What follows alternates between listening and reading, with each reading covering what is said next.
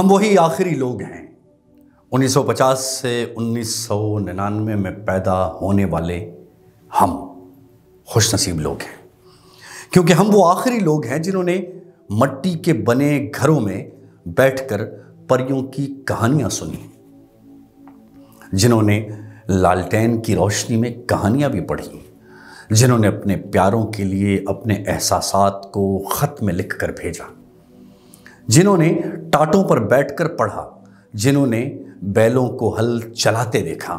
ہم وہ آخری لوگ ہیں۔ ہم وہ آخری لوگ ہیں جنہوں نے مٹی کے گھڑوں کا پانی پیا، گاؤں کے درخت سے آم اور امرود بھی توڑ کر کھائے، پڑوس کے بزرگوں سے ڈانٹ بھی کھائی، لیکن پلٹ کر کبھی بدماشی نہیں دکھائی۔ ہم وہ آخری لوگ ہیں جنہوں نے عید کا چاند دیکھ کر تالیاں بجائیں اور گھر والوں، دوستوں اور رشتہ داروں کے لیے عید کارڈ بھی اپنے ہاتھوں سے لکھ کر بھیجے۔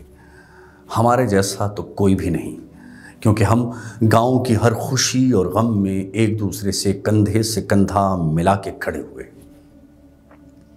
ہم وہ آخری لوگ ہیں جنہوں نے ٹی وی کے اینٹینے ٹھیک کیے، فلم دیکھنے کے لیے ہفتہ بھر انتظار کرتے تھے۔ ہم وہ بہترین لوگ ہیں جنہوں نے تختی لکھنے کی سیاہی گاڑھی کی، جنہوں نے اسکول کی گھنٹی بجانے کو اعزاز سمجھا۔ ہم وہ خوش نصیب لوگ ہیں جنہوں نے رشتوں کی اصل مٹھاس دیکھی۔ ارے ہمارے جیسا تو کوئی بھی نہیں۔ ہم وہ لوگ ہیں جو رات کو چارپائی گھر سے باہر لے جا کر کھلی فضا زمینوں میں سوئے، دن کو اکثر گاؤں والے گرمیوں میں ایک درخت کے نیچے بیٹھ کر گپے لگاتے، مگر وہ آخری ہم تھے۔ کبھی وہ بھی زمانے تھے، سب صحن میں سوتے تھے، گرم مٹی پر پانی کا چھڑکاؤ ہوتا تھا، ایک سٹینڈ والا پنکھا بھی ہوتا تھا۔ لڑنا جھگڑنا سب کا اس بات پر ہوتا کہ پنکھے کے سامنے کس کی چارپائی نے ہونا ہے۔ سورج کے نکلتے ہی آنکھ سب کی کھلتی تھی، ڈھیٹ بن کر پھر بھی سب ہی سوئے رہتے تھے، اور صحن میں سونے کے سب دور ہی بیت گئے۔ چارپائیاں بھی ٹوٹ گئیں، رشتے بھی چھوٹ گئے، بہت خوبصورت خالص رشتوں کا دور۔ لوگ کم پڑھے لکھے اور مخلص ہوتے تھے۔ اب زمانہ پڑھ لکھ گیا تو بے مروت، مفاد پرست اور خود غرض بن گیا۔ کیا زبردست پڑھا لکھا لیکن انتہائی بے حس زمانہ آ گیا۔ آج کی جنریشن جب ان باتوں کو سنتی یا دیکھتی ہے تو وہ اسے جہالت کا نام دیتی ہے، کیونکہ ان لوگوں نے یہ دور اپنی زندگی میں محسوس ہی نہیں کیا۔ یہ تو ہم ہیں جو آج بھی یہ حسرت دل میں بٹھائے ہیں کہ کاش کہ وہ جہالت پھر لوٹ آئے، کیونکہ ہم نے جب اپنے معاشرے میں آنکھ کھولی تو ایک خوبصورت جہالت کا سامنا ہوا۔ ہمارا گاؤں سڑک، بجلی اور ٹیلی فون جیسی سہولتوں سے تو محروم تھا، لیکن اطمینان اس قدر تھا جیسے زندگی کی ہر سہولت ہمیں ہی میسر ہو۔ کائنات کی سب سے خوبصورت چیز جو میسر تھی وہ تھی محبت۔ کوئی غیر نہیں تھا، سب اپنے تھے۔ ننیال کی طرف والے سب مامے، ماسیاں، نانے، نانیاں ہوا کرتی تھیں۔ ددیال کی طرف والے سارے چاچے، چاچیاں، پھپھیاں، دادے، دادیاں ہوا کرتے تھیں۔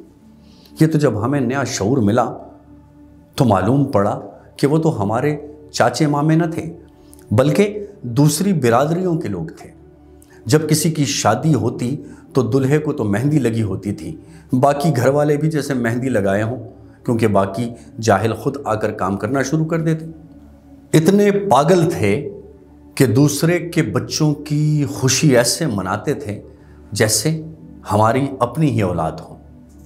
اتنے جاہل تھے کہ جرم اور مقدموں سے بھی واقف نہ تھے۔ لیکن پھر وقت نے کروٹ بدلی، اب نئی جنریشن کا دور ہے، کچھ پڑھی لکھی باشعور جنریشن کا دور، جس نے یہ سمجھنا اور سمجھانا شروع کیا کہ ہم بے شک سارے انسان ہوں، بے شک سب مسلمان بھی ہوں، لیکن ہم میں کچھ فرق ہے جو باقی رہنا ضروری ہے۔ وہ فرق برادری کا فرق ہے، قبیلے کا فرق ہے، رنگ اور نسل کا فرق ہے۔ اب انسان کی پہچان انسان نہیں، برادری یا قبیلے سے ہوتی ہے۔ اب ہر ایک ثابت کرنا چاہتا ہے کہ میرا مرتبہ بلند ہے اور میری حیثیت امتیازی ہے۔ اس کے لیے ضروری تھا کہ وہ دوسرے کو کمتر کہے اور سمجھے۔ اب ہر کوئی دست و گریباں تھا، اور جو کوئی اس دوڑ میں شامل نہ ہوا تو وہ زمانے کا بزدل اور گھٹیا انسان ٹھہرایا۔ اب گھر تو کچھ پکے اور بڑے تھے، لیکن پھر بھی تنگ ہونا شروع ہو گئے۔ وہ زمینیں جو ایک دوسرے کو قریب کرتی تھی، جن کا پیٹ چیر کر غلہ اگتا تھا، جس کی خوشبو سے لطف لیا جاتا تھا، اب نفرت کی بنیاد بن چکی تھی۔ شعور جو آیا تھا، اب ہر ایک کو پٹواری تحصیلدار تک رسائی ہو چلی تھی، اور پھر اوپر سے نظام وہ جس کا پیٹ بھرنے کو ایک دوسرے سے لڑنا ضروری تھا۔ اب نفرتیں ہر دہلیز پر پہنچ چکی تھی۔ ہم اپنی وہ متاع جسے محبت کہتے ہیں وہ گنوا چکے تھے۔ اب انسانیت اور مسلمانیت کا سبق تو زہر لگنے لگا تھا، اب تو خدا بھی ناراض ہو چکا تھا۔ پھر نفرتیں اپنے انجام کو بڑھی، انسان کے قتل پر آمادہ ہو چلا۔ برتری کے نشے میں ہم گھروں کا سکون تباہ کر چکے تھے۔ ہم بھول چکے تھے کہ کائنات کی سب سے بڑی برتری تو اخلاقی برتری ہوتی ہے۔ اب اخلاق سے ہمارا تعلق صرف اتنا رہ چکا تھا کہ صرف ہمارے گاؤں کے 2 بندوں کا نام اخلاق تھا، لیکن ہم نے ان کو بھی اخلاق کہنا گوارا نہ کیا۔ ایک کو خاکی اور دوسرے کو منا بنا دیا۔ اب ہم ایک دوسرے کو فتح کرنے کی وجہ ڈھونڈنے میں لگے تھے۔ پھر قدرت نے بھی معاف نہ کیا، اس نے بھی ہمیں موقع دے دیا۔ مار دھاڑ سے جب ہم ایک دوسرے کو فتح کرنے میں ناکام ہوئے تو بات قتل پر آ گئی۔ اب ایک تسلسل سے یہ عمل جاری ہے۔ اب تو ہم اخباروں اور ٹی وی کی زینت بھی بن گئے۔ اب شاید ہی کوئی ایسا دن ہوگا جس دن عدالتوں میں ہمارے گاؤں کا کوئی فرد کھڑا نہ ہو۔ FIR اتنی ہو چکی کہ اب ڈھونڈنا پڑتا ہے کہ کیا ہمارے گاؤں کا کوئی ایسا فرد بھی ہے جس پر کوئی کیس نہ ہو۔ اب ان جاہل بزرگوں میں سے کم ہی زندہ ہیں۔ جو زندہ ہیں وہ زندگی اور موت کی کشمکش میں ہیں۔ ان میں سے اگر کوئی مرتا ہے تو دوسرا اس کا منہ دیکھنے کی خواہش کرتا ہے، لیکن ہم باشعور لوگ اسے یہ جاہلانہ کام کرنے کی اجازت نہیں دیتے، کیونکہ اس سے ہماری توہین کا خدشہ درپیش ہے۔ ان نفرتوں نے صرف انسان ہی نہیں، اسکول اور مسجدیں بھی تقسیم کر دیں۔ اب تو اللہ کے گھر بھی اللہ کے گھر نہیں رہے، ہر کوئی اندر سے ٹوٹ چکا ہے، لیکن پھر بھی بضد ہے، وہ نفرت کا علاج نفرت سے ہی کرنا چاہتا ہے۔ اب محبت کا پیغام برادری قبیلے سے غداری سمجھا جاتا ہے۔ اب دعا بھی صرف دعائے خیر ہوتی ہے۔ دعائے خیر کا ایک عجب مفہوم نکال رکھا ہے۔